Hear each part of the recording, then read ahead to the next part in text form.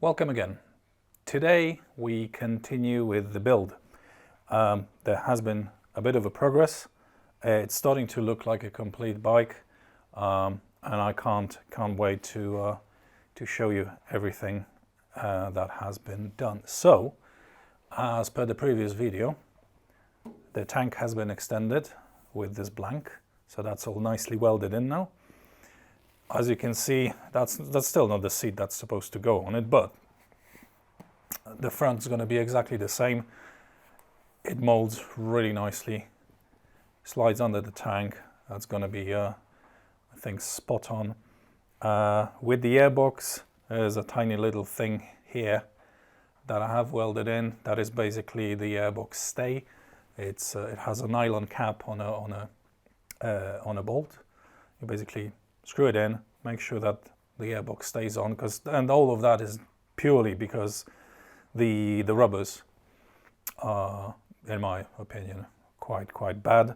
They don't have the ordinary clamps. What they do is they have some spring mechanism for each one of those, and because the airbox is quite heavy and hanging off the back of them, I don't want to risk that slipping off when I'm riding, so there is a bit of a stay that's going to gently hold it in place. Done and dusted, very nice. I have received a brand new Mudguard. It's not spot on, but it's tons better than the crappy one that I had before.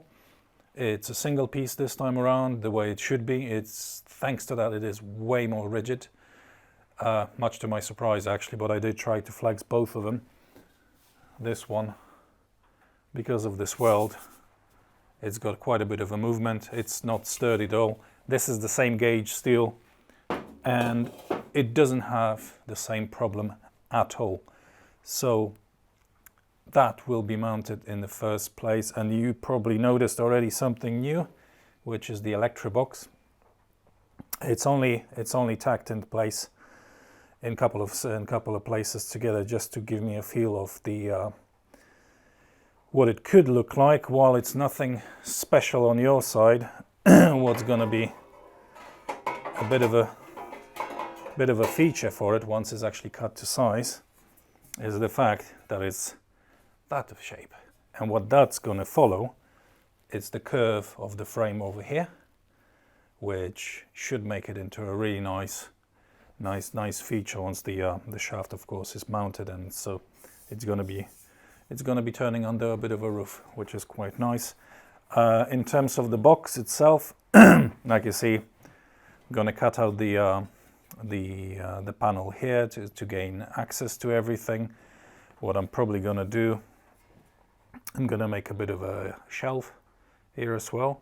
So the battery will be lying flat over here, and then hopefully everything else that I need is somehow going to fit on the top part. If it doesn't, and just looking at my coils, they are quite big actually, and they might not. What I'm going to be doing, I'll probably build a completely separate add-on to this on top, just to house the coils. So that should be quite interesting to actually do up. It's nothing spectacular, it's just an L plate with the top, and I've played a little bit on the sheet rollers to make it a little bit wavy, not only this way but also this way. And in addition, to make it all fit, what I'm going to have to do, and I'm really glad I replaced the tires to brand new ones, because the old ones were really squared off. And when I was doing all the measuring up, everything was fitting very nicely. Now it doesn't. So what I will have to do as well with this is not only maintain those shapes, but also cut in this way as well. So it's going to follow the curve of the mudguard and the wheel, and it's going to follow the curve of the frame over here. It's probably going to end up so tiny that I'm not going to fit anything in there apart from the battery and a CDI box, but we'll see. It's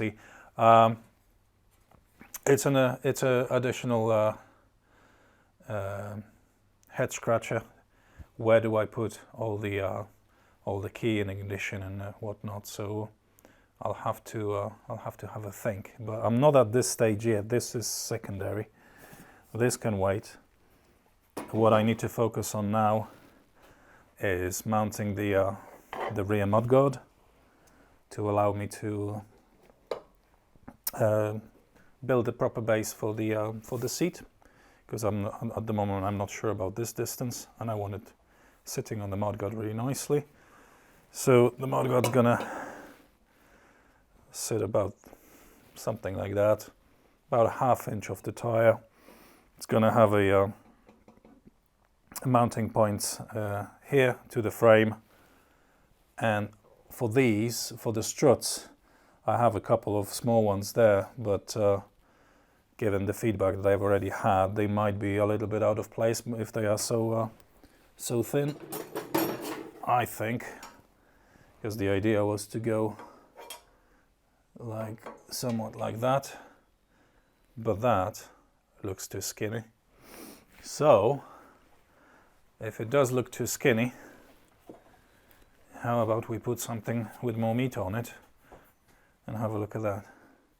If I put that in, I think that suits it better. So I'll have to find a way to actually, I'll get a pipe to probably 2 mil wall thickness and start bending it, see what I can come up with, or employ somebody that has a machine that can do it from one piece, so it's going to go up and over and possibly bend outwards as well. So 3 dimensions, not very good to do with any of my hand machines that I have, so I might give it a miss. What else? I'm not going to be doing the upholstery on the new seat once the base is done, because I want to crack on. I've already proven to myself that I can do it on my previous build on the FJ12. It takes way too long to do it by hand, so ignore it. Further steps from that, just to give you a bit of a heads up for the future. The pegs have to be mounted somewhere here, which means that I'm going to be probably not so much getting rid of this curvature in the frame, because that's effectively a weak point for the whole rear as well. What I'm going to do, I'm going to add straight bits here that not only going to they will reinforce the whole thing, but also give me a straight edge to put to mount the pegs onto, to weld on the spaces, so I can bolt it on nice and tight. So when I actually lift myself up on it, there's not going to be too much of a flex. Not exactly a small boy. Some would say much worse things. Yeah, and that's at the moment where we are. Like I said, happy with the mudguard, very happy with how the tank turned out to be. It changed it completely. There was a couple of different ideas what to do with, but we went with this.